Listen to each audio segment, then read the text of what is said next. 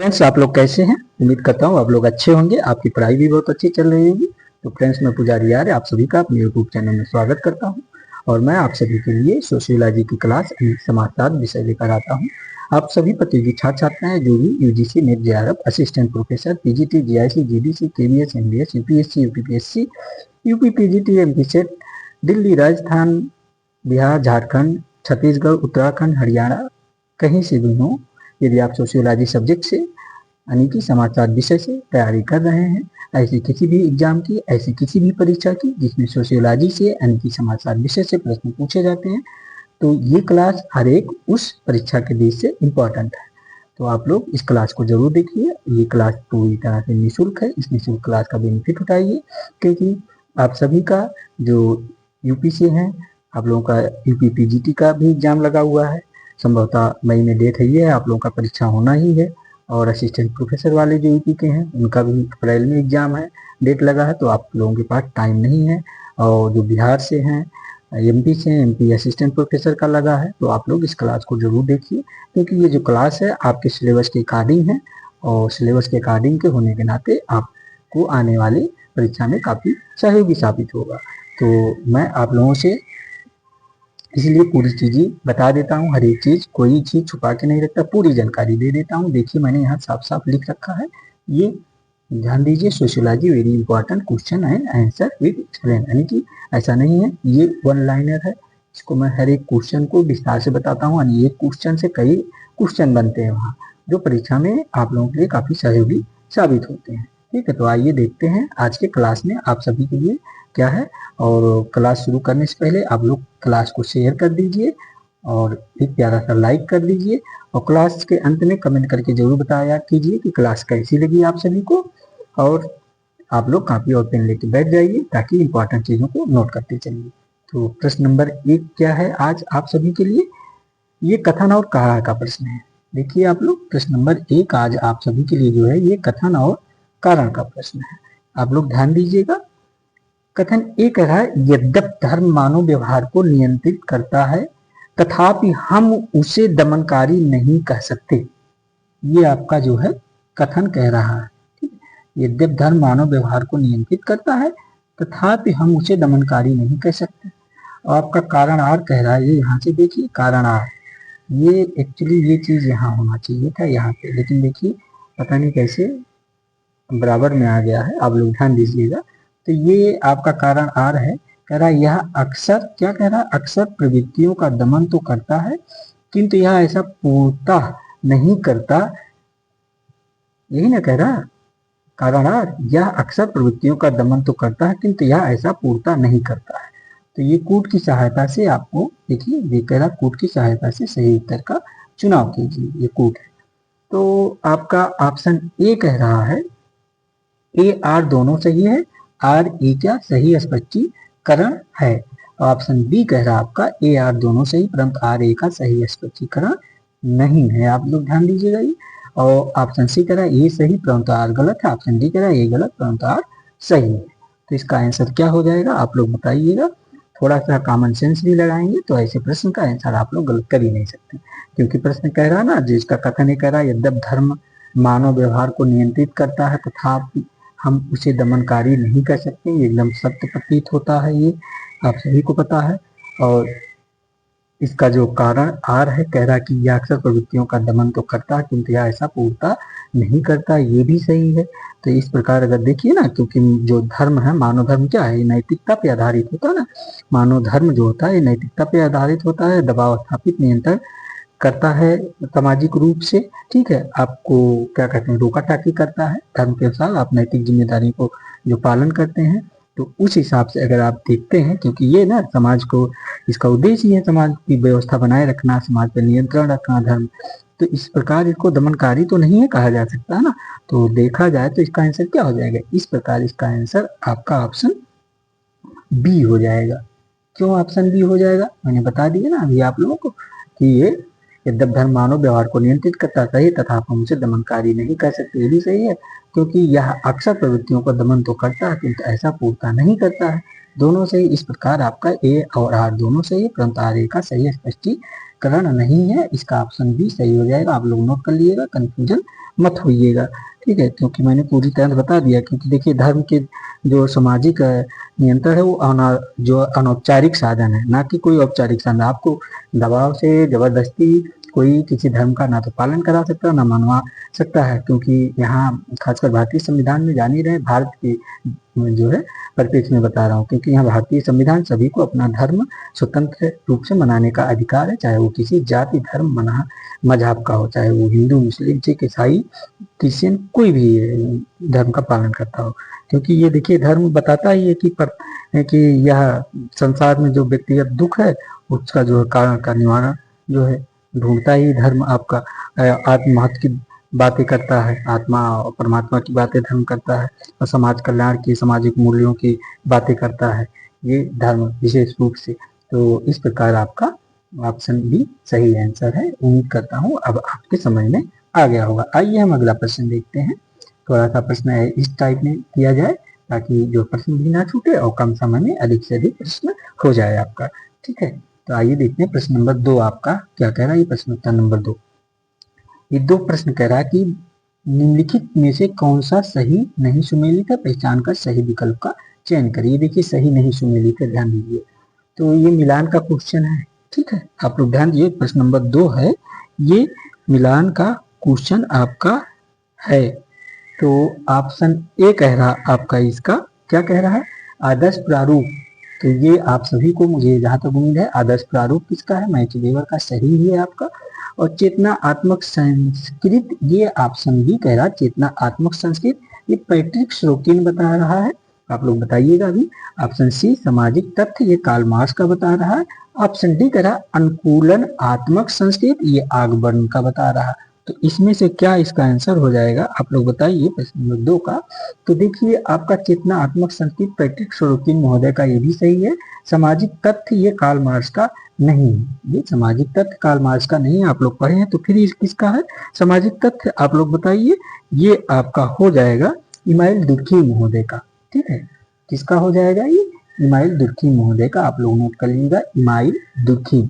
तो इस हिसाब से इसका आंसर देखिए साफ साफ निकल के आ गया, अनुकूलन आत्मक संस्कृत आगमन का है ये। तो इस प्रकार इसका आंसर ऑप्शन सी हो जाएगा, क्योंकि यहाँ पे आपके कार्ल मार्क्स ना होके इमाइल दुर्खिम हो जाएंगे। तो इसका आंसर भी आप लोग समझ गए होंगे, इसमें कुछ बचा है नहीं तो बताया जाए आप लोगों को। तो आइए देखते हैं अगला प्रश्न क्या कह रहा है। अब आपका प्रश्न उत्तर नंबर 3 नंबर आपका कह रहा है, निम्नलिखित में से कौन सा सही सुमेलित है, पहचान कर सही उत्तर चुनिए। ये भी मिलान का ही क्वेश्चन है, यही प्रकार के प्रश्न लेकर मैं आता हूँ, ये मिलान के क्वेश्चन होते हैं। आप लोग ध्यान दीजिए, ये प्रश्न नंबर 3 नोट करते चलिए। कह रहा है कि निम्नलिखित में से कौन सा सही सुमेलित है, पहचान कर सही उत्तर चुनिए। तो आपका देखिए ऑप्शन ए कह रहा है रेखीय सिद्धांत ना, ऑप्शन ए कह रहा है रेखीय सिद्धांत, तो ये हाव हाउस का बता रहा है। ऑप्शन बी कह रहा है चक्रीय सिद्धांत, ये आपका किसका बता रहा है, विल्फ्रेड प्रेटो का बता रहा है। ऑप्शन बी चक्रीय सिद्धांत विल्फ्रेड प्रेटो का।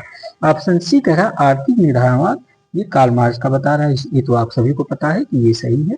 ऑप्शन डी कह रहा क्या कह रहा है, उपरोक्त सभी, यानी कि जो है ये ABCD सभी सही है। तो इसका आंसर क्या हो जाएगा, आप लोग बताइए। तो इसका आंसर देखिए रेखीय सिद्धांत हाव हाउस महोदय का है, आपका ये भी सही है। और चक्रीय सिद्धांत विल्फ्रेड प्रेटो का ये सही है। और आर्थिक निर्धारणवाद कार्ल मार्क्स का है, ये है। ये हमेशा आर्थिक और द्वंद्व संघर्ष की बात करते हैं कार्ल मार्क्स महोदय। तो इस प्रकार इसका आंसर आपका ऑप्शन डी हो जाएगा, सभी सही है। क्या है, ऑप्शन डी सभी सही है, आप लोग नोट कर लीजिएगा, ठीक है। क्योंकि ये मिलान का क्वेश्चन है, मैं यहाँ जो है इस प्रकार लेकर आता हूँ, क्योंकि मेरा जो डिस्प्ले है ना बहुत बड़ा था नहीं, तो थोड़ा क्रैश करके हूँ, तो इसमें कराने में मुश्किल होता है। तो मैं इसको जो है इस टाइप का बना देता हूँ, ताकि आपका जो है ये प्रश्न एग्जाम में बन भी जाए, आप लोगों को जो है सहूलियत भी प्रदान हो जाता है इससे, ठीक है। तो अगला प्रश्न देखते हैं आपका क्या कह रहा है। आइए देखते हैं अगला प्रश्न, प्रश्न नंबर ये 4 आ गया आपका। 4 नंबर प्रश्न क्या कह रहा है, आप लोग ध्यान दीजिएगा, ठीक। प्रश्न नंबर 4 कह रहा है ये भी कथन कारण का है। देखिए प्रश्न नंबर 4 आपका ये भी कथन कारण का ही है। तो कथन ए क्या कह रहा है, आप लोग ध्यान दीजिए। कथन ए कह रहा है सूचना क्रांति में जीवन के अवसरों को रूपांतरित कर दिया है। ये तो सही बात, एकदम सत्य है, पहले से प्रतीत हो रहा है। आप लोग थोड़ा ध्यान दीजिएगा। कारण आर कह रहा है, ये आपका कारण आर क्या कह रहा है, सेवा क्षेत्र की भूमिका बढ़ गई। ये भी सही, सूचना क्रांति आया तो सेवा क्षेत्र की भूमिका बढ़ी गई, क्योंकि सेवा क्षेत्र की भूमिका बढ़ गई क्योंकि सूचना क्रांति ने जीवन के अवसरों को रूपांतरित कर दिया। तो कूट ए की सहायता से सही उत्तर चुनना है आपको। तो कूट ए की सहायता से क्या करा, ऑप्शन ए देखिए क्या करा, ए और आर दोनों सही है, आर ए का सही स्पष्टीकरण है। तो ऑप्शन बी कह रहा है यार दोनों सही, परंतु आर ए का सही स्पष्टीकरण नहीं है। और सी कह रहा है ए सही आर गलत, डी कह रहा है ए गलत आर सही है। तो मैंने आपको इतने अच्छे से बताया कथन कारण, तो आप लोग इसका आंसर तो आप दे ही देंगे, क्योंकि ये दोनों सही है और सही स्पष्टीकरण भी है। इसका जो है आपको नजर आ गया होगा। तो इस प्रकार ये ए आर दोनों सही है और आर ए का सही स्पष्टीकरण है। ऑप्शन ए इसका सही हो जाएगा आंसर। नोट कर लीजिए, इसका आंसर क्या है, ऑप्शन ए। ठीक है, क्योंकि सूचना और जो का क्षेत्र, सूचना के क्षेत्र में क्या है, आपका मोबाइल है, टेलीविजन है, ठीक है, सूचना क्रांति जो है इलेक्ट्रॉनिक मीडिया, प्रिंट मीडिया है। जब ये आपके हमारे देश में मतलब विकासशील देश में आया है, तो हम लोग और इसी सूचना क्रांति के द्वारा ही ना हर चीज को बहुत करीब से देख लेते हैं, जान जाते हैं कि कहाँ क्या घटना घटित हुई, कहाँ क्या जो है होने से पहले भी उसका जो है पता लगा लेते हैं सूचना क्रांति के कारण, क्योंकि सूचनाएं आदान प्रदान करने में काफी सहूलियत होती है। लेकिन यही पूर्व काल में चले जाइए, जो है आजकल या पूर्व काल में, तो यही सूचना क्रांति नहीं थी, जो चीजों को पता करने में, जानकारी उपलब्ध करने में जो है काफी समय लग जाता था। लेकिन अब ऐसा नहीं है, और सूचना क्रांति के कारण ही जो ये हम लोग औद्योगिक क्रांति में इतना आगे बढ़ गए हैं। तो आपके एक जो क्या नाम है थिंकर है एलन टोरेन, नोट कर लीजिएगा, एलन टोरेन महोदय, ये कहते हैं कि उत्तर औद्योगिक समाज में सेवा क्षेत्र का प्रभुत्व होगा, और हो ही रहा है उत्तर औद्योगिक समाज में आने वाले काल में। ठीक है, तो आइए देखते हैं अगला प्रश्न, प्रश्न नंबर 4। उम्मीद करता हूँ आप लोग समझ में हो गए हैं, आ गया होगा। और जो इम्पोर्टेंट चीजें हैं मैं बताता जाता हूँ, आप लोग नोट जरूर कर लिया कीजिए और कॉपी पेन जरूर लेके बैठा कीजिए। ठीक है, तो प्रश्न नंबर 5 क्या कह रहा है, आइए ध्यान देते हैं। प्रश्न उत्तर नंबर 5 ये कह रहा है, किसने कहा है कि अपराध एक सामान्य घटना है।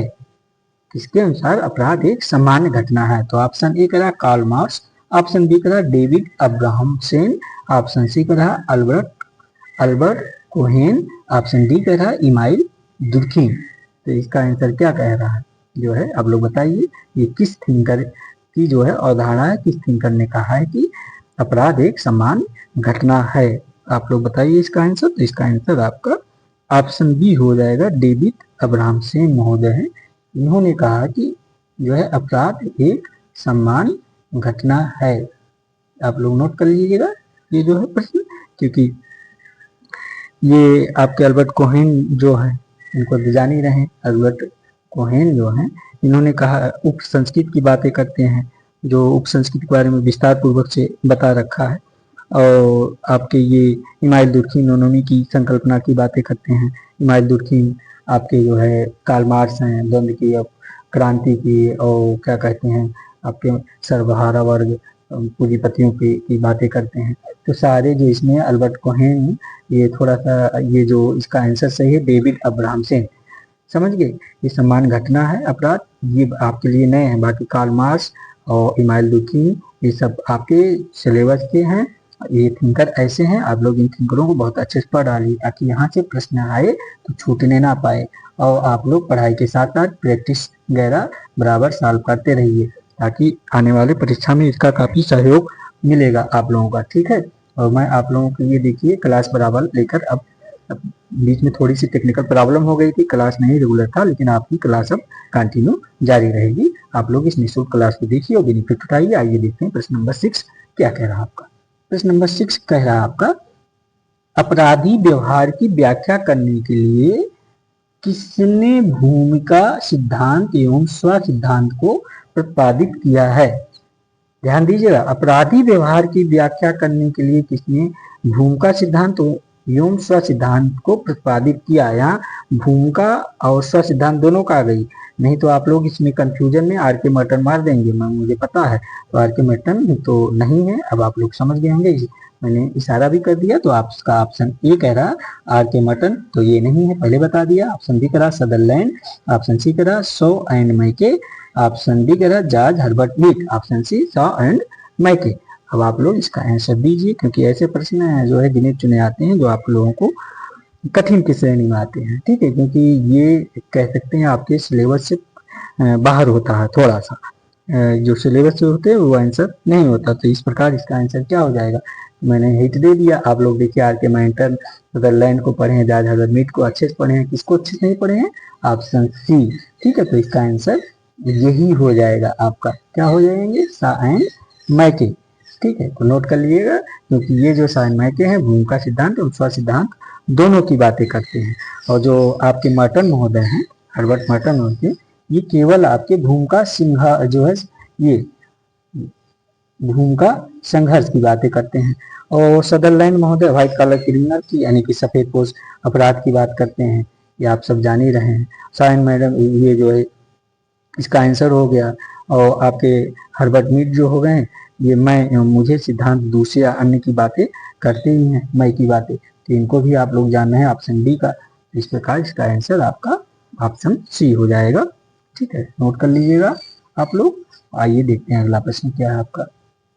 प्रश्न नंबर 7 क्या कह रहा है, ये नोट करते हुए चलिए। प्रश्न नंबर 7 कह रहा है ऑक्यूपेशनल क्राइम की अवधारणा को किसने प्रस्तुत किया है, यानी कि जो ये ऑक्यूपेशन क्राइम है ये अवधारणा किसने दे रखा है, ठीक है, ये किसका है। तो ऑप्शन ए कह रहा है गुड महोदय, option B Sutherland, option C Whitman, option D उपर्युक्त सभी। तो इसका आंसर आप लोग इसका गलत करेंगे नहीं, मुझे पता है कि ये जो है ऑक्यूपेशन क्राइम की बातें, आपके सफेद पोश अपराध की बातें कौन करते हैं, आपके सदरलैंड, ठीक है। तो इसका आंसर आपका हो गया सदरलैंड, ऑप्शन बी, नोट करते हुए आप लोग चलिए। तो ऐसे प्रश्न गलत मत कीजिएगा, और क्योंकि प्रिंसिपल ऑफ क्रिमिनोलॉजी जो है सदरलैंड की बुक है जो काफ़ी फेमस है, जिसमें इन्होंने सफेद पोश अपराध के बारे में यानी व्हाइट कॉलर क्राइम की अवधारणा दे रखा है और उसके बारे में विस्तार पूर्वक से बता रखा है कि सफेद पोश अपराध क्या होते हैं, सफेद पोश अपराधी किसे कहे जाते हैं। वैसे मैं इस सफेद पोश अपराध यानी कि सदरलैंड के बारे में पिछले क्लास में काफ़ी अच्छे से बता रखा। आप लोग अगर क्लास देख रहे होंगे तो आप लोग इसका आंसर वैसे मार दिए होंगे। और लेकिन सफेद पोश अपराध क्या होता है, ये उच्च श्रेणी के अपराधी होते हैं, जैसे कि आपके नेता हो गए, मंत्री, विधायक, सांसद, ठीक है, अधिकारी। अब तो आपको अधिक बताने की जरूरत नहीं, अधिक बताने का मतलब समय लॉस करना। आइए देखते हैं अगला प्रश्न, क्योंकि ये सब प्रश्न ऐसे हैं बार बार रिपीटेड हैं, आप लोग प्रैक्टिस सेट कर रहे होंगे तो खटखट आंसर मारते ही चलेंगे। देखते हैं प्रश्न नंबर 8 क्या कह रहा है। प्रश्न नंबर 8 भी सदरलैंड से ही, देखिए ध्यान दीजिए, मैंने पहले ही बता दिया, प्रिंसिपल ऑफ क्रिमिनोलॉजी इनकी बुक है, वही प्रश्न भी आ गया। ये क्या कह रहा है, सदरलैंड ने अपनी कृत प्रिंसिपल ऑफ क्रिमिनोलॉजी में निम्नलिखित में से क्या है, निम्नलिखित में से अपराधियों के किन प्रकारों की विवेचना की है, ठीक है। तो अपराधियों की विवेचना की बात करें तो आपका ऑप्शन ए करा निम्न वर्ग के अपराधी, ऑप्शन बी करा श्वेत वसन अपराधी, ऑप्शन सी करा केवल ए, ऑप्शन बी करा केवल डी। तो इसका आंसर आप सभी को पता है कि सदरलैंड महोदय जो है कितने प्रकार, ये निम्न वर्ग अपराधी और श्वेत वसन अपराधी की बात करते हैं। इस प्रकार इसका आंसर आपका ऑप्शन डी हो जाएगा। नोट करते हुए चलिए आप लोग, देखिए ऐसे प्रश्न गलत मत कीजिएगा आप लोग, क्योंकि सदरलैंड महोदय की प्रिंसिपल ऑफ क्रिमिनोलॉजी यही है जिसमें इन्होंने निम्न वर्ग के अपराधी और श्वेत वसन अपराधियों की चर्चा कर रखा है, यानी कि बता रखा है। आइए देखते हैं अगला प्रश्न नंबर 9। आपका जो है परीक्षाएं आप सभी के करीब में है, इसलिए मैं सोच रहा हूँ जल्दी अधिक से अधिक क्वेश्चन आप सभी का करा दूं, ताकि आने वाले परीक्षाओं में 2025 में आपको एक पॉजिटिव रिजल्ट अवश्य प्राप्त हो जाए। आप सभी प्रतियोगी छात्र छात्राएं अपना एक सीट रिजर्व कर लीजिए और पढ़ाई कंटिन्यू रखिए, रेगुलर रखिए, गैप मत करिए। अगर आप इस समय पढ़ाई ना कर रहे हैं जो है तो अपने पैर में खुद ही कुल्हाड़ी मार रहे हैं, ठीक है। तो आइए देखते हैं प्रश्न उत्तर नंबर 9 क्या कह रहा है। ये प्रश्न 9 कह रहा है कि भारत देश में प्रथम जेल सुधार कमेटी किस वर्ष गठित जो है किया गया, यानी गठन की, जो भारत देश में, हमारे देश में प्रथम जेल सुधार कमेटी किस वर्ष गठित किया गया था। तो ऑप्शन ए कह रहा है 1818, ये तो प्रश्न ऑनलाइन टाइप में, अगर आपको जानकारी हो सही करके आएंगे, नहीं तो गलत कर देंगे। तो फिर आप ध्यान दीजिए, ऑप्शन ए करा 1818 यानी 1880, ऑप्शन बी करा 1828 1828, ऑप्शन सी करा 1838 1838, ऑप्शन डी करा 1848 यानी 1848 ईस्वी में। ये ऑप्शन है, ठीक है। तो जेल सुधार कमेटी किस वर्ष गठन किया गया था? प्रश्न नंबर, इसका आंसर बताइए। तो इसका आंसर आप लोग नोट कर लीजिए, ऑप्शन सी हो जाएगा। इसमें कुछ तो है नहीं, ये जेल सुधार कमेटी, क्योंकि ये अगर आप लोग पढ़े होंगे तभी बता पाएंगे, और नहीं तो फिर नहीं बता पाएंगे। तो आइए देखते हैं अगला प्रश्न क्या कह रहा है। प्रश्न नंबर 10, ये 10 नंबर प्रश्न भी आपका कथन और कारण का ही। देखिए ये कथन थोड़ा नीचे कर दें हल्का सा, ताकि आप लोग देखिए, आपको दिखना चाहिए।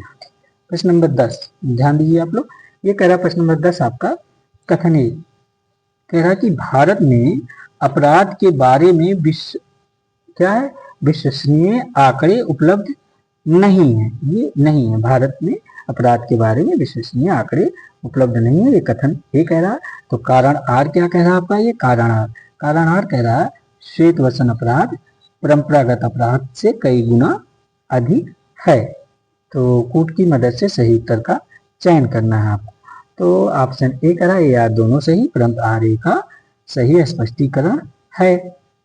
ऑप्शन बी करे यार दोनों सही, परंतु आर ए का सही स्पष्टीकरण नहीं है, यही कह रहा। ऑप्शन सी करा ये सही, परंतु आर गलत। डी करा ए गलत, परंतु आर सही है। तो इसका आंसर क्या हो जाएगा? आप थोड़ा सा अगर दिमाग लगाएंगे तो इसका आंसर सही कर देंगे। सदरलैंड महोदय को तो आप लोग पढ़ ही रखे हैं, तो इसका आंसर इस प्रकार गलत आप नहीं करेंगे। प्रश्न नंबर 10 का इसका आंसर आप लोग जानते चलिए, ऑप्शन ए हो जाएगा।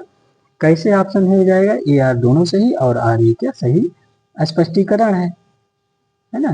क्योंकि ये देखिए, आप अगर थोड़ा सा ध्यान दें, यहाँ से देखिए कारण आर क्या कह रहा है, श्वेत वसन अपराध परंपरागत अपराध से कई गुना अधिक है, क्योंकि भारत में अपराध के बारे में विश्वसनीय आंकड़े उपलब्ध ही नहीं। जब विश्वसनीय आंकड़े उपलब्ध नहीं है तो जो दिख रहा है हाई सोसाइटी में जो अपराध आप लोग रोड पेपर मीडिया वगैरह में देख ही रहे हैं, तो वही ना, तो आप लोग उसी अनुसार से आंसर देंगे। तो इस हिसाब से आपका ये यार दोनों सही, आर ए के सही व्याख्या है, ठीक है। तो आइए देखते हैं आपका अगला प्रश्न क्या कह रहा है। प्रश्न नंबर 11 नंबर प्रश्न क्या कह रहा है, आप लोग ध्यान दीजिए। अब 11 प्रश्न कह रहा है पुरुष पूर्ण पेड़ समाज का उत्पाद है, जबकि स्त्री एक बड़ी सीमा तक प्रकृति की उत्पाद है। यह कथन किस विद्वान का है? यही कह रहा 11 नंबर, जो पुरुष है पूर्ण रूपे समाज का उत्पाद है, जबकि स्त्री एक बड़ी सीमा तक प्रकृति की उत्पाद है। यह कथन किस विद्वान का, यानी किसने यह कह रखा है? तो आपका ऑप्शन ए कह रहा है, ध्यान दीजिए, ऑप्शन ए कह रहा है जॉर्ज पीटर्स मर्डॉक का, ऑप्शन बी कह रहा है इमानुएल दुर्खीम का, ऑप्शन सी कह रहा है कार्ल मार्क्स का, ऑप्शन डी कह रहा है ब्लूम सेलजनिक का। ये किसका कथन है? प्रश्न नंबर 11 का आंसर दीजिए आप लोग। तो ये आंसर आपका इसका ऑप्शन ए हो जाएगा, नोट कर लीजिए, जॉर्ज पीटर मर्डॉक का हो जाएगा ये, ठीक है। ये देखिए इन्हीं का है, क्योंकि जॉर्ज पीटर जो मर्डॉक है ये कहते हैं कि पुरुष पूर्ण रूप से समाज का उत्पाद है, जबकि स्त्री एक बड़ी सीमा तक प्रकृति की उत्पाद है। तो आइए देखते हैं अगला प्रश्न। प्रश्न नंबर आपका 12 नंबर प्रश्न क्या कह रहा है?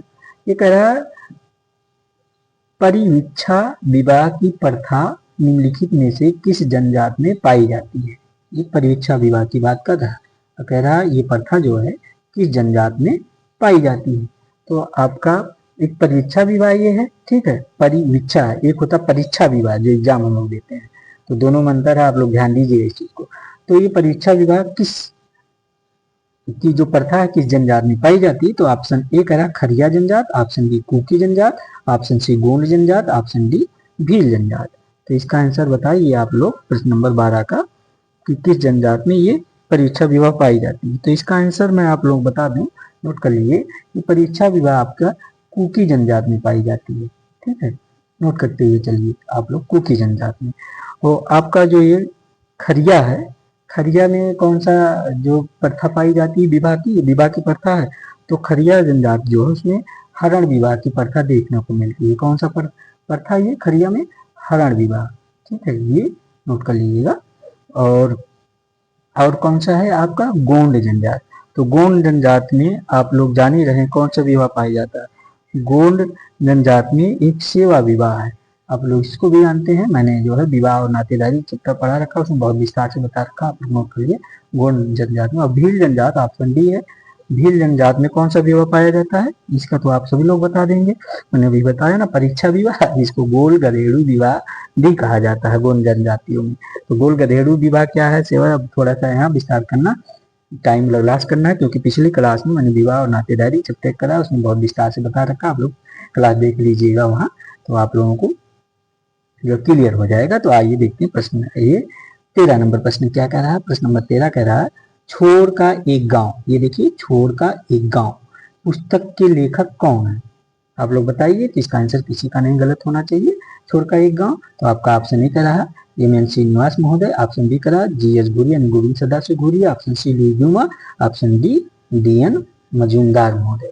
तो छोर का एक गांव ये जो पुस्तक है किसकी है, आप लोग बताइए। तो ये आप लोग सभी को पता है कि धीरेन्द्र नाथ मजूमदार की ये पुस्तक है। तो इसका आंसर आपका ऑप्शन डी ये सही हो जाएगा, ठीक है। छोर का एक गांव डी.एन. मजूमदार की पुस्तक है, आप लोग नोट कर लीजिएगा इसका ऑप्शन डी सही आंसर है। क्योंकि आपकी ये एम.एन. श्रीनिवास और लुई डूमा ये सब आपके सिलेबस में, जी.एस. घुरी यानी गोविंद सदाशिव घुरी ये भी सिलेबस में है, तो इनको आप लोग ध्यान, जैसे जी.एस. घुरी आप काफी इंपॉर्टेंट राइटर और थिंकर है आपके ये, इनको बहुत अच्छे से पढ़ लीजिएगा।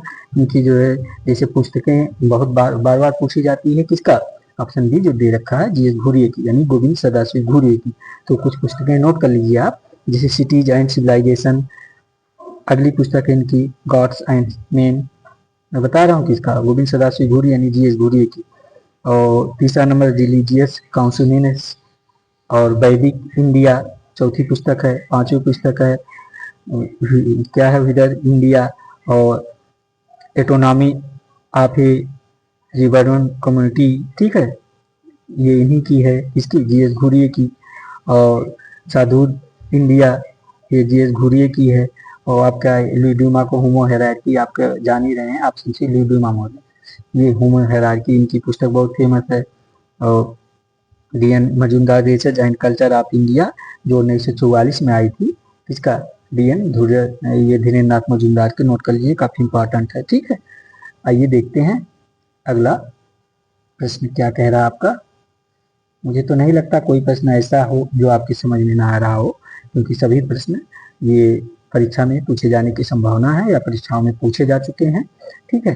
तो ये प्रश्न जो है ऐसे हैं कि आपकी हर परीक्षा में काम देगा, जो अगर सोशियोलॉजी के छात्र आप हैं, और खासकर हमारे वो प्रतियोगी छात्र छात्र हैं, जरूर ध्यान दें जो ये असिस्टेंट प्रोफेसर यूपी वाले हैं और यूपी पीजीटी वाले हैं, ठीक है। और आपका ये जो परीक्षा लगा हुआ है, आपके पास समय बहुत कम है, इसलिए आप लोग तेजी से हर क्लास देख डालिए अगर आपको सफलता पाना है तो, क्योंकि हर क्लास जो मैंने करा रखा है ना, आपको इन क्लासों से काफी सहयोग जो है साबित होगा आपके लिए क्लास, यानी कि रामबाण समझिए है आपको परीक्षा में सिलेक्शन दिलाने के लिए। तो आइए देखते हैं प्रश्न नंबर 14 क्या कह रहा है आपका। प्रश्न नंबर 14 ये कह रहा है कमार जनजात, ये आप लोग कमार जनजात के बारे में जान ही रहे होंगे। अध्ययन सर्वप्रथम किस विद्वान द्वारा किया गया है, जो कमार जनजात है इसका अध्ययन किस थिंकर द्वारा किया गया है। तो ऑप्शन ए करा डी.एन. मजूमदार, ऑप्शन सी करा एस.सी. दुबे यानी श्यामा चंद्र दुबे, ऑप्शन सी करा रॉबर्ट रेकफील्ड, ये ऑप्शन बी है एस.सी. दुबे, ऑप्शन सी है रॉबर्ट रेकफील्ड, ऑप्शन डी है एल.पी. विद्यार्थी। इसका आंसर क्या हो जाएगा, कमार जनजात का अध्ययन किसने कर रखा है, आप लोग बताइए फटाफट। तो कमार जनजात का अध्ययन जो है आपका श्यामा चंद्र दुबे कर रखे हैं, यानी कि एस.सी. दुबे महोदय, ठीक है। ये आप लोग बहुत अच्छे से, ये आपके सभी के सिलेबस में, चाहे पीजीटी वाले हों, चाहे यूजीसी नेट जेआरएफ या आपके असिस्टेंट प्रोफेसर वाले, सभी के सिलेबस के थिंकर हैं। अगर आप इन थिंकरों को अच्छे से पढ़ेंगे ना तो काफी फायदे में रहेंगे, नहीं तो फिर वही अपने पैर में कुल्हाड़ी मारना हो जाएगा, क्योंकि यहाँ से काफी प्रश्न बनते हैं, ठीक है। तो कमार जनजात का अध्ययन इन्होंने किया है, और रॉबर्ट रेकफील्ड जो है इन्होंने मैक्सिको की यूकेन सिटी जो है का अध्ययन किया था, और लिटिल कम्युनिटी की अवधारणा का प्रतिपादन कर रखा था। कौन, आपके रॉबर्ट रेडफील्ड महोदय, ये नोट कर लीजिए, ठीक है, रॉबर्ट रेडफील्ड महोदय। बाकी डीएन मजूमदार या फिर विद्यार्थी के बारे में आप अच्छे से जान ही रहे हैं। आइए अगला प्रश्न देखते हैं, ताकि कम समय में अधिक प्रश्न हो जाए, और जो थिंकर जहाँ से ज्यादा प्रश्न बन रहे हैं ना, उसके बारे में जरूर विस्तार से बताऊंगा, अच्छे से बताऊंगा, ताकि वहां से प्रश्न बने आपका छूटे ना। तो प्रश्न नंबर 15 क्या कह रहा है, ये 15 नंबर कह रहा है, निम्नलिखित में से कौन सी जनजाति उत्तराखंड में निवास करती है। ये उत्तराखंड की बात कर रहा है कि उत्तराखंड में कौन सी जनजाति उत्तराखंड की है। तो ऑप्शन ए बिरहोर जनजाति, क्या है, बिरहोर जनजाति। ऑप्शन बी भील जनजाति। ऑप्शन सी टोडा जनजाति। ऑप्शन डी राजी जनजाति। ये देखिए बिरहोर भील टोडा ये जनजाति तो मुझे पता है, लेकिन ये ऑप्शन डी राजी जनजाति, ये राजी कहाँ की है जनजाति, इसको आप लोग राजी जो दिया ऑप्शन डी कमेंट करके बताइए कहाँ पे, इसकी जानकारी मुझे नहीं इसके बारे में, अगर आपको जानकारी हो तो जरूर बताइएगा, ठीक है। तो ऑप्शन डी का, तो इसका आंसर क्या हो जाएगा, तो डी के वैसे निकल गया देखिए है ना, ये राजी नहीं है तो उत्तराखंड की है। तो बिरहोर भील टोडा 3 ऑप्शन बचे। अब तो आप लोगों को बता ही देना चाहिए तीनों के बारे में, क्योंकि आप लोग तीनों जनजातियों के बारे में बहुत अच्छा से पढ़ रखे हैं, तो इसलिए तीनों के बारे में आपको आना चाहिए। तो देखिए आपका ऑप्शन ए सही आंसर इसका हो जाएगा। आंसर नोट करते हुए चलिए, ऑप्शन ए बिरहोर जनजाति जो आपका ये उत्तराखंड की निवासी है, ठीक है। और बाकी टोडा जनजाति जो आपका ये है ऑप्शन सी टोडा जनजाति, ये कहाँ की है आप लोग बताइए। टोडा जनजाति पढ़ रखे हैं ना, नीलगिरी की पहाड़ियों में पाई जाती है टोडा जनजाति, ठीक है। और भील आपका राजस्थान में बहुतायत के रूप में पाए जाते हैं, ठीक है, भील जो जनजातियां होती हैं। तो उम्मीद करता हूँ ये भी प्रश्न समझ में आ गया होगा, क्योंकि जो टोडा जनजाति कर्नाटक की पहाड़ी में पाई जाती है पशुपालक जनजातियां हैं, क्या पशुपालक जनजातियां हैं, ठीक है। आइए देखते हैं अगला प्रश्न क्या कह रहा है। प्रश्न नंबर 16 नंबर आपका प्रश्न कह रहा है, ये 16 नंबर, crime and custom in savage society. ये crime and custom in savage society निम्नलिखित लेखकों में से किसके द्वारा लिखी गई पुस्तक है। जो crime and custom in savage society पुस्तक है, ये किस राइटर की है। आपका ऑप्शन ए करा जॉर्ज डब्ल्यू समनर महोदय का। ऑप्शन बी करा एडवर्ड बर्नर्ड टायलर का। ऑप्शन सी करा ब्रोनिस्ला केस्पर मेलिनोव्स्की। ऑप्शन डी करा रेडक्लिफ ब्राउन। तो इसका आंसर बताइए। प्रश्न नंबर 16 का आंसर आप लोग बताइए। तो ये इसका आंसर आपका ऑप्शन सी हो जाएगा। नोट करते हैं आप लोग चलिए, ऑप्शन सी। ऑप्शन सी क्या है, मेलिनोव्स्की महोदय का ये हो जाएगा आंसर, ऑप्शन सी, ठीक है। ये crime and custom service society के लेखक यही हैं आपके मेलिनोव्स्की। मेलिनोव्स्की एक मानव जो है विज्ञानी है, आप लोग तो जान ही रहे हैं। और ऑप्शन ए जो है आपके डब्ल्यू समनर, जॉर्ज समनर महोदय जो है, फोकवेज जिनका जो पुस्तक रहा है, फोकवेज कौन सी रही है, फोकवेज। नोट कर लीजिएगा, ये पुस्तक पूछती जाती है, जो पूछे जाने वाली पुस्तक है ना, बार बार मैं उन्हीं पुस्तकों को बता रहा हूँ जो ये टॉपर। बाकी तो ये लोगों ने बहुत पुस्तकें लिखी हैं अपने अध्ययन के दौरान, और जो कि आपके प्रिमिटिव कल्चर है ये एडवर्ड बर्नर्ड टायलर का है। Option B Edward Bernard Tylor का प्रिमिटिव कल्चर है। और आपके जो ब्राउन महोदय हैं, रेडक्लिफ ब्राउन महोदय, structure and function in primitive society इन्हीं की है। नोट कर लीजिएगा, African system of kingship and marriage भी इन्हीं की, ब्राउन, ये ऑप्शन डी इनकी बात कर रहा हूँ। तो उम्मीद करता हूँ ये प्रश्न आप समझ गए होंगे। आइए देखते हैं अगला प्रश्न क्या कह रहा है आपका, प्रश्न नंबर 17, ठीक है। प्रश्न नंबर 17 क्या कह रहा है, नोट कर लिए आप लोग। ये 17 आपका कह रहा है, मुस्लिम वधु को निर्धारित किए धन को दिया जाना कहलाता है, क्या कहते हैं। जो मुस्लिम की बात कर रहा, मुस्लिम विवाह की बात यहाँ आ गई। देखिए, तो मैंने बताया ना कि विवाह एवं नातेदारी चैप्टर मैंने क्लास करा, एक पूरी क्लास ही इसी पे है, आप उसको जरूर देख लीजिए। तो ये सारे प्रश्न आप लोग आंख मूंद के कर देंगे आने वाली परीक्षाओं में, ठीक है। तो ये ऑप्शन, ये प्रश्न है क्या कह रहा, मुस्लिम वधु को निर्धारित किए धन को दिया जाना कहलाता है। वधु माने बहू को, ठीक है, हिंदुओं में बहू कहा जाता है वधु, ठीक है, वधु मूल्य की बात हो रही है यहाँ। तो ऑप्शन ए कह रहा है दहेज, ऑप्शन बी कह रहा मेहर, ऑप्शन सी कह रहा मुआवजा, ऑप्शन डी कह रहा वधु मूल्य। तो इसका आंसर आप सभी को पता होगा, मुझे पता है, विवाह नातेदारी चैप्टर विवाह के बारे में आप लोगों के सिलेबस में पढ़ रखे होंगे। अगर ना पढ़े हो तो जाके जो है फिर पढ़ लीजिएगा, तो इसका ताकि आंसर गलत ना हो, यहाँ से विवाह नातेदारी चैप्टर से आंसर गलत नहीं होना चाहिए। तो मेहर कहा जाता है, आप सभी को पता है, मुझे पता है, इसको बताने की जरूरत है नहीं आप लोगों का कि मेहर मुस्लिम में जो ये दिया जाता है विवाह के समय उसको मेहर के रूप में जाना जाता है मुस्लिम वर्ग के, जो कि जब पति का इसको खुला भी कहते हैं, जब पति का तलाक अगर हो गया होता तो पत्नी को इसको वापस करना पड़ता है, नहीं कि विवाह विच्छेद, जिसको विवाह विच्छेद के समय, तलाक के समय जो मेहर को वापस करना पड़ता है, ये जो धनराशि दिया जाता है शादी के समय, ये धनराशि को वापस लौटाना पड़ता है। और दहेज हिंदू विवाह की प्रमुख सामाजिक समस्या रही है, जो ऑप्शन ये है दहेज की बात, ये हिंदू विवाह की सामाजिक समस्या के रूप में जाना जाता है। और वधु मूल्य जो है, जो विवाह होता है आदिवासी समुदाय में वधु मूल्य के रूप में जाना जाता है।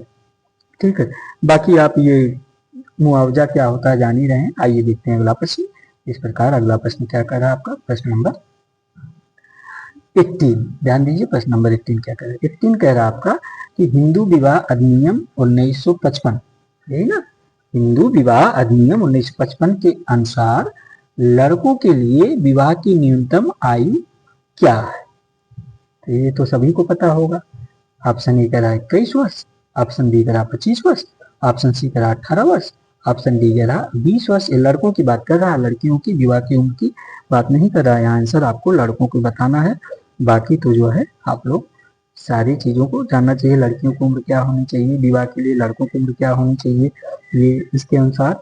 तो इसका आंसर पहले देख लीजिए। तो 1955 हिंदू विवाह अधिनियम के तहत ये 18 साल है, ठीक है, 18 ईयर रखा गया था। बाद में चेंज किया गया है, बाद में चेंज करके कितना किया गया है, 21 साल लड़कों की उम्र और लड़कियों की उम्र 18 साल, ठीक है, होना चाहिए बाद में। लेकिन ये और इस समय वर्तमान में देखिए लड़कियों की शादी की उम्र जो है चर्चा चल रही है विद्यमान ये कानून वर्तमान सरकार के द्वारा कि लड़कियों की भी उम्र शादी के लिए 21 साल कर दिया जाए लड़कों के बराबर। अभी हुआ नहीं, हो सकता हो जाए आने वाले समय, क्योंकि हिंदू विवाह नियम 1955 के अनुसार लड़का का जो शादी का उम्र था 18 वर्ष और लड़की की जो उम्र थी 15 साल था, ठीक है, नोट कर लीजिएगा। जिसको ये बाल विवाह निरोधक अधिनियम 1978 जब लागू हुआ तो इसी समय लड़का का 21 वर्ष और लड़की की 18 वर्ष कर दिया गया 1978 में, ठीक है, 1978 नोट कर लीजिएगा, 21 वर्ष और 18 वर्ष। तो उम्मीद करता हूँ समझ में आ गया होगा। आइए अगला प्रश्न देखते हैं क्या कह रहा है आपका, प्रश्न नंबर 19 नंबर प्रश्न आपका क्या कह रहा है, नोट कर लीजिएगा आप लोग। उम्मीद करता हूँ काफी पेन लेके बैठे होंगे, ये सब इंपॉर्टेंट है, बार बार पूछे जाती है सब पुस्तकें। कह रहा हिस्ट्री ऑफ ह्यूमन मैरिज, यही कह रहा हिस्ट्री ऑफ ह्यूमन मैरिज पुस्तक किसकी है। तो आप लोग बताइए, आपका ऑप्शन कह रहा वेस्टरमार्क, ऑप्शन बी कह रहा के.एम. कपाड़िया का, ऑप्शन बी कह रहा इरावती कर्वे मैडम का, ऑप्शन डी कह रहा किंग्सले डेविस का। तो इसका answer history of human marriage काफी बार पूछा जा चुका है, ये इसका आंसर आप सभी को पता होगा कि ये वेस्टर मार्क का है, ऑप्शन ए इसका सही आंसर हो जाएगा। आप लोग जो है देखिए मैं आपको हर प्रश्न घेरा कर देता हूँ ताकि आपके दिमाग में बना रहे। तो पढ़ाते वक्त सर ऐसे जो है तीर का निशान लगाते थे, फिर इसको घेरे में ऐसे रखते थे, इसका आंसर ये हो जाएगा, ठीक है। नहीं तो मैं ऐसे टिक मार के भाग जाऊंगा, हाथ से भी टिक मार दूंगी, ये क्या ना एक टेक्निक है जो है ताकि आपके दिमाग में ये घुस जाता है अगर आप देखते हैं।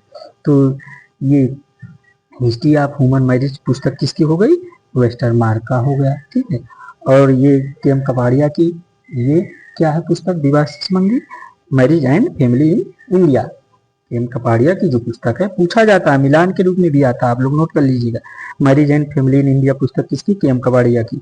और ये इरावती कर्वे मैडम की यानी कि कर्वे की पुस्तक करके आती है, ठीक है, किंग्स ऑर्गेनाइजेशन इन इंडिया, ये कर्वे की है, ठीक है। और किंग्सले डेविस की जो है ह्यूमन सोसाइटी, नोट कर लीजिएगा सारी पुस्तक किंग्सले डेविस की ह्यूमन सोसाइटी।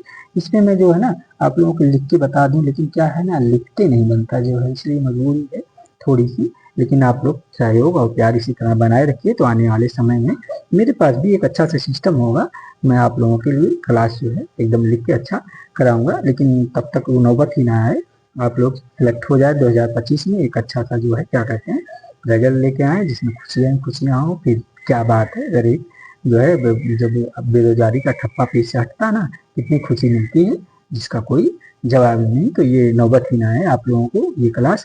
फिर आप लोग दूसरे को बताइए कि फला सर की फला क्लास है जो है सोशियोलॉजी भाई पुजारी यार चैनल पे जाइए देखिए, अगर सिलेक्शन पाना हो तो वो अच्छी क्लास है वहाँ, तो आप लोग जो है इसको आगे बढ़ाइएगा। ठीक है, थैंक यू आप लोगों का। आइए देखते हैं अगला प्रश्न। प्रश्न नंबर 20 क्या कह रहा है, ये ध्यान दीजिए। 20 नंबर प्रश्न यानी कि 20 नंबर प्रश्न कह रहा है, निम्नलिखित में से किस अधिनियम ने हिंदू विवाह के बहिर्विवाह नियम को प्रभावित किया है। ये कह रहा है निम्नलिखित में से किस अधिनियम ने हिंदू विवाह के बहिर्विवाह ये जो नियम को प्रभावित किया है। तो आपका ऑप्शन ए कह रहा है विशेष विवाह अधिनियम 1954। ऑप्शन बी कह रहा है हिंदू विवाह अधिनियम 1955। ऑप्शन सी कह रहा है विधवा पुनर्विवाह अधिनियम 1956। ऑप्शन डी कह रहा है बाल विवाह निरोधक अधिनियम 1929। अभी मैं देखिए पिछले प्रश्न में कुछ चीजें बताया हूँ आप लोगों को इसीलिए, और यहाँ भी उसी से संबंधित आ गया। तो इसमें जो है क्या कह रहा है निम्नलिखित में से किस अधिनियम ने हिंदू विवाह के बहिर्विवाह नियम को प्रभावित किया है। बहिर्विवाह नियम आप लोग जान ही रहे ना, जो अपने समाज से बाहर विवाह करना, जाति धर्म से ऊपर उठ के जो है, जो भारतीय संविधान के तहत आपको ये प्रदान किया गया। पहले इसका अनुमत नहीं था ना, अंतरजातीय विवाह जान ही रहे, अपने समाज में रह के ही आपको शादी विवाह करना, अपने जाति धर्म विवाह में। लेकिन अब भारतीय संविधान ऐसा नहीं है, आप किसी के साथ किसी भी जाति धर्म के साथ अगर आप बालिग हैं और अपनी जो है स्वच्छता से विवाह कर सकते हैं, आपको कानून ने वैधता प्रदान किया है। ठीक है, तो ये भारतीय संविधान के तहत। तो इसका आंसर फिलहाल आप लोग बताइए क्या हो जाएगा। तो इसका आंसर आपका ऑप्शन ए हो जाएगा, ये विशेष, ठीक है, विशेष विवाह अधिनियम 1954 के तहत बहिर्विवाह अधिनियम की बातें किया गया है। तो आप लोग नोट कर लीजिएगा, क्योंकि ये जो विशेष विवाह नियम 1954 ने अंतरजातीय विवाह को वैधता प्रदान किया है, और हिंदू विवाह नियम 1955 जो है तलाक को स्वीकृत प्रदान किया है। आपका ऑप्शन बी ये जो है, ठीक है, ये तलाक का स्वीकृत प्रदान किया है। हिंदू विवाह अधिनियम 1955 में पहले भारतीय समाज और सभ्यता के अनुसार महिलाओं को ये स्वतंत्रता, ये आज़ादी नहीं प्राप्त थी, तलाक का नियम नहीं था जो है। ठीक है, तो बहुत कुछ कुरीतियां थी जिसे भारतीय संविधान के द्वारा सुधार किया गया है। ठीक है, तो इसमें बहुत बताने की जरूरत है नहीं, आप लोग इसको जान ही रहे हैं अच्छे से। विवाह से चैप्टर पढ़े होंगे, और ना पढ़े हो तो पढ़ लीजिए, यहाँ से प्रश्न बनता ही बनता, प्रश्न आता ही जाता है। ठीक है, चाहे पीजीटी वाले हों आप या असिस्टेंट प्रोफेसर वाले, यूजी नेट जेआरएफ वाले, जो भी छात्र हैं, जिस भी किसी की तैयारी कर रहे हैं, आप लोग जरूर देखिए, चाहे यूपीएससी पीपीएससी वाले हैं, सभी के लिए यहाँ से प्रश्न बनते हैं। तो आइए देखते हैं आपका अगला प्रश्न क्या कह रहा है। प्रश्न नंबर 21, ये 21 कह रहा है आपका, ध्यान दीजिए आप लोग। 21 कह रहा है निम्नलिखित में से कौन सा सही सुमेलित है, पहचान कर सही विकल्प का चयन करना है। ठीक है, ये भी मिलान का क्वेश्चन है, आप लोग ध्यान दीजिए, मिलान का क्वेश्चन है। तो परिवार का आर्थिक प्रकार है, ऑप्शन ए कह रहा है परिवार का आर्थिक प्रकार ये बता रहा है श्रम विभाजन, है ना। ऑप्शन बी कह रहा परिवार का जैविक प्रकार बच्चों का प्रजनन बता रहा है। ऑप्शन सी कह रहा परिवार का सांस्कृतिक प्रकार नैतिक नियमों की शिक्षा। ऑप्शन डी कह रहा उपयुक्त सभी। तो इसका क्या आंसर हो जाएगा आप लोग बताइए। तो देखिए, परिवार का आर्थिक प्रकार श्रम विभाजन एकदम सही है भाई। परिवार का आर्थिक प्रकार, परिवार को अगर चलाना है तो आर्थिक कार्य आपको श्रम कार्य करना ही पड़ेगा, जो श्रम के। ठीक है, परिवार का जैविक बच्चों का प्रजनन जैविक है ना भाई। बच्चा जब पैदा होता है जैविक प्राणी रहता है, समाज में आता है, सब कुछ सीखता है हम ही आपके साथ पास पड़ोस में रह के। ठीक है, बोलना चालना हंसना, एक नैतिक जिम्मेदारी क्या है, किसके साथ क्या व्यवहार करना चाहिए। ठीक है, तो ये परिवार का जैविक प्रकार बच्चों का प्रजनन ये सही है। परिवार का सांस्कृतिक प्रकार नैतिक नियमों की शिक्षा ये भी सही है आपका। तो इसका आंसर आपका ऑप्शन डी हो गया इस प्रकार, क्योंकि तीनों एबीसी जब सही है, आपका ए भी सही है, बी भी सही है, सी भी सही, तो इसका आंसर आपका ऑप्शन डी हो ही जाएगा। तो इस प्रकार ऑप्शन डी आप लोग नोट कर लीजिए, इसका सही आंसर है। आइए अगला प्रश्न देखते हैं क्या कह रहा है आपका। प्रश्न नंबर 22, सॉरी फ्रेंड्स, 22 कह रहा है आपका, नोट कर लीजिएगा आप लोग। प्रश्न नंबर 22 कह रहा है वह कौन सा महत्वपूर्ण कारक है जिसने परिवार को सर्वाधिक रूप से संशोधित किया। कौन सा महत्वपूर्ण कह रहा है, वह कौन सा महत्वपूर्ण कारक है जिसने परिवार को सर्वाधिक रूप से संशोधित किया। तो आपका ऑप्शन ए औद्योगिक क्रांति ने, ऑप्शन बी पुनर्जागरण ने, ऑप्शन सी समाज सुधार आंदोलन ने, ऑप्शन डी मार्क्सवाद ने। इसका आंसर आप सभी को सही होना चाहिए, क्योंकि थोड़ा सा कॉमन सेंस लगाएंगे तो सही हो जाएगा। इसका आंसर आपका औद्योगिकरण हो जाएगा, औद्योगिक क्रांति, क्योंकि औद्योगिकरण के लिए ही इंसान जो है गांव घर छोड़ के देश विदेश जाता है काम करने, दो पैसा कमाने के लिए। तो औद्योगिकरण की ही देन है, जिस कारण परिवार को संशोधित करना पड़ा। जब कमाने लगता है या तो परिवार छोड़ के जाता है, ठीक है, बाहर, या तो बाहर परिवार लेके जाता है अपना, क्योंकि अगर परिवार ना लेके जाए तो भी कोई दिक्कत होती है, और ना लेके जाए यहाँ उसका परिवार रहता है तो दिक्कत होती है, और लेके जाए तो भी दिक्कत होती है। तो सामाजिक विखंडन भी होता है उसमें, ऐसा नहीं है, परिवार टूटता भी है, क्योंकि जिसमें एकल परिवार की व्यवस्था होने थी। क्योंकि औद्योगिक क्रांति ने पूरे ऐतिहासिक काल में परिवार को सर्वाधिक रूप से प्रभावित किया है, ये आप सभी को पता है। क्योंकि कार्यस्थल पे जो निवास स्थल है, जो कार्यस्थल से निवास स्थल जो दूरी होती है जीवन शैली, उससे प्रभावित होना ही होना है। मैं बताया ना, जब दिल्ली बम्बई जाएंगे परिवार यहाँ रहेगा तो दिक्कत तो आती है। तो पारिवारिक संरचना को रूपांतरित इस प्रकार कर दिया। जो औद्योगिक क्रांति ने जिसको नाभिकीय परिवार की संरचना को बढ़ावा दिया है, तो पुनर्जागरण काल के दौरान और मध्यकाल के जो यूरोपीय जो चिंतन पद्धति के जो तार्किक रूप से, जो वैज्ञानिक रूप से जो बताने वाले, जो महत्वपूर्ण योगदान देते हैं, जो महत्वपूर्ण समाज सुधारक जो बताते हैं, क्या कहते हैं, समाज सुधार आंदोलन ने विश्व को विभिन्न भागों में परिचित सामाजिक समस्याओं पर इन्होंने ध्यान दिया है, ठीक है। और ये मार्क्सवाद के बारे में आप जान ही रहे हैं, मार्क्सवाद आर्थिक उत्पादन की पूंजीवादी व्यवस्था पे इसने प्रहार कर रखा है, ठीक। तो मैं समझ रहा हूँ कि समाज सुधार आंदोलन भी क्या है, पुनर्जागरण क्या है, मैंने सब बता दिया आपको। समझ में ये प्रश्न आ ही गया होगा, क्योंकि इसमें कुछ है नहीं इस प्रश्न, थोड़ा सा कॉमन सेंस लगाएंगे तो जो है 22 नंबर प्रश्न आप सही करके ही आएंगे। तो आइए देखते हैं प्रश्न नंबर 23। ये 23 प्रश्न क्या कह रहा है, कह रहा मिताक्षरा तथा दाय भाग है। मिताक्षरा तथा दाय भाग क्या है, यही प्रश्न कह रहा है आपका। ध्यान दीजिए, मिताक्षरा तथा दाय भाग। तो आपका ऑप्शन ए कह रहा है, क्या कह रहा है ऑप्शन ए, वर्ण व्यवस्था से संबंधित चिंतन के दो संप्रदाय। ऑप्शन बी कह रहा ग्रामीण भारत की फसल के दो त्योहार। ऑप्शन सी कह रहा पितृवंशीय हिंदुओं के उत्तराधिकार एवं दाय प्राप्ति के संबंध में कानून के मुख्य दो संप्रदाय। ऑप्शन डी कह रहा वैदिक युग के दो संप्रदाय। तो इसका आंसर क्या हो जाएगा आप लोग बताइए। तो इसका आंसर आप लोग नोट करते हुए चलिए, ऑप्शन सी हो जाएगा। क्या है, पितृवंशीय हिंदू के उत्तराधिकार एवं, ये ऑप्शन सी, पितृवंशीय हिंदू के उत्तराधिकार एवं दाय प्राप्ति के संबंध में कानून के मुख्य दो संप्रदाय, ठीक है। तो ऑप्शन सी आप लोग नोट कर लीजिएगा, इसमें कुछ आप लोग इसको पढ़ रखे होंगे।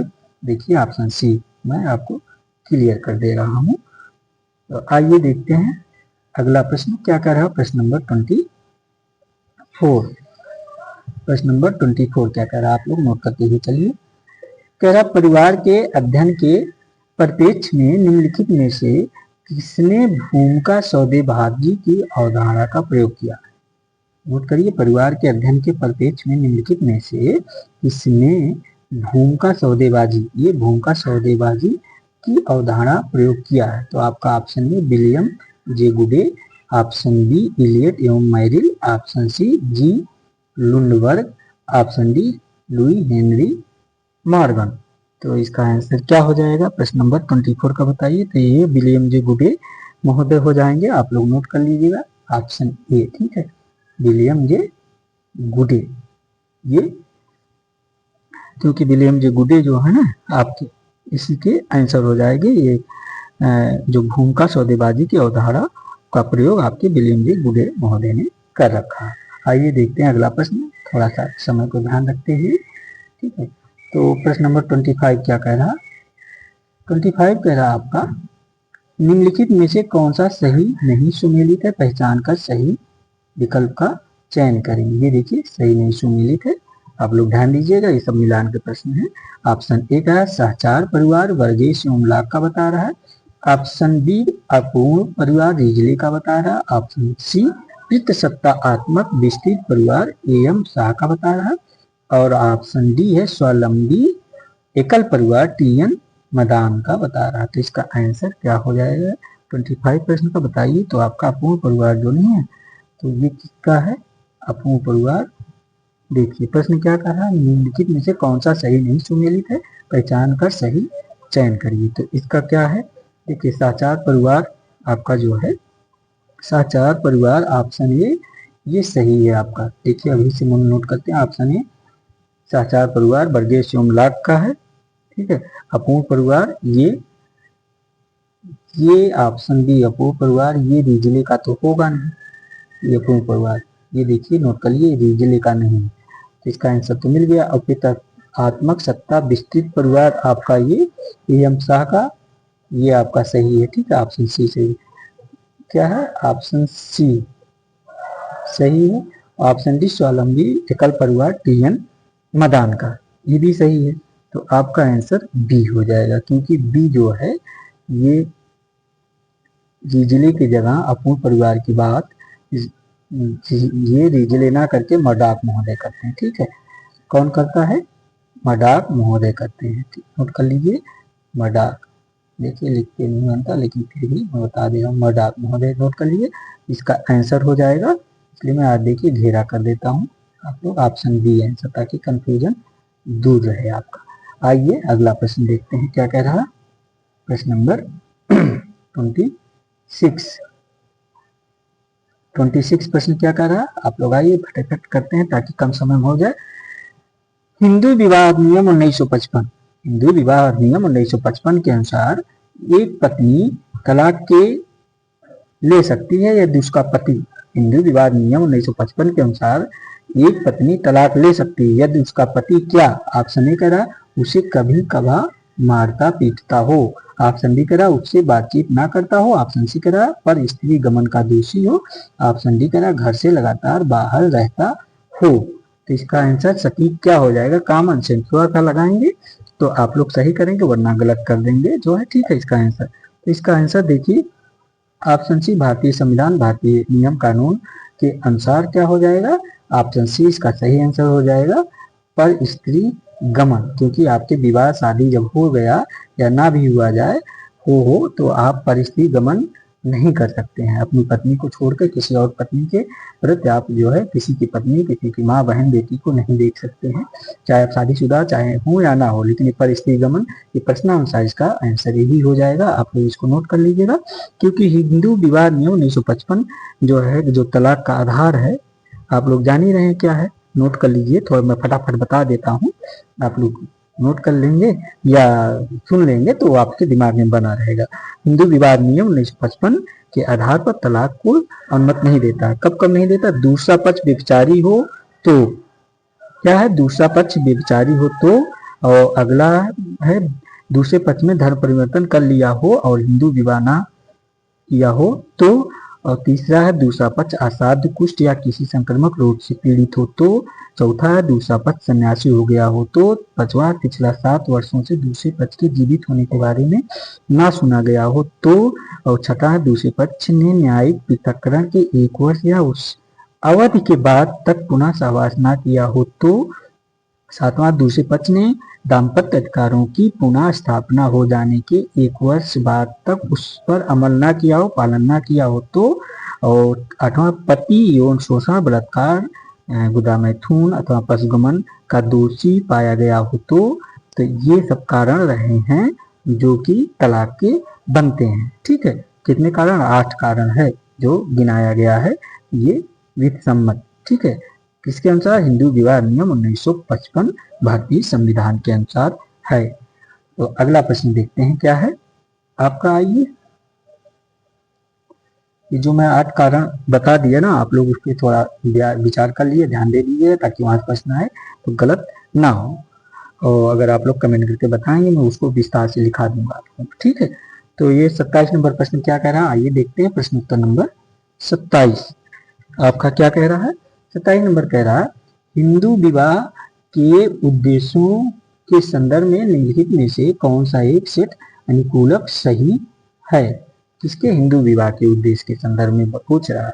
तो ऑप्शन ए कह रहा है रति, प्रजा, धर्म। देखिए ऑप्शन ए कह रहा है रति, प्रजा, धर्म, ऑप्शन बी कह रहा है प्रजा धर्म रति, ऑप्शन सी कह रहा है धर्म रति प्रजा, ऑप्शन डी कह रहा है धर्म प्रजा रति।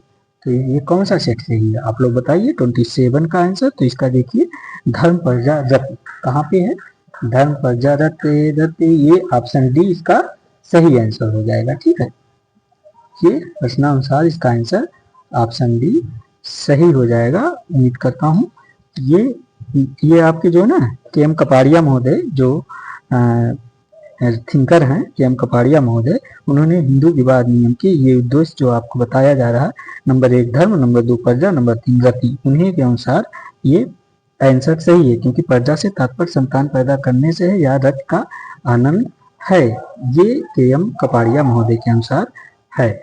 तो अगला प्रश्न देखते हैं क्या है आपका। आज ये आप सभी के लिए 27 यानी 27 प्रश्नों की एक श्रृंखला थी जो परीक्षा के बीच से काफी इंपॉर्टेंट था, और आप लोग इसको जरूर देखिए और इस क्लास का बेनिफिट उठाइए। ठीक है, क्योंकि आपका यहाँ से काफी प्रश्न मिलेंगे आने वाले परीक्षाओं में, तो आप लोग इस क्लास को जरूर देखिए, क्लास को मिस ना करिए। ठीक है, तो उम्मीद करता हूँ आप लोगों को ये क्लास समझ में आई होगी। तो आज बस 27 क्वेश्चन का एक श्रृंखला थी, क्लास यहीं पे समाप्त किया जाता। आप लोगों का बहुत बहुत धन्यवाद, थैंक यू वेरी मच आप सभी मित्रों का और आप सभी